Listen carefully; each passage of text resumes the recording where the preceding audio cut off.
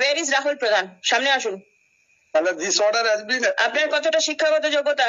9 class 9। এখানে আপনি একটা অর্ডার পাস করেছেন, এটা কে তৈরি করে দিয়েছে আপনাকে? এটা আপনার উকিল সাহেব বলেছিলেন সেভাবে। উকিল সাহেব বলে দিয়েছে, আপনি তৈরি করে দিয়ে দিয়েছেন, তাই তো? কি কাজ করেন পঞ্চায়েতে? পঞ্চায়েতে কি কাজ করেন? বলছেন কি কাজ করেন? কাজ বলতে আপনার যে পঞ্চায়েতে যে কাজগুলো আছে। কি কাজ বলুন না, কি কাজ?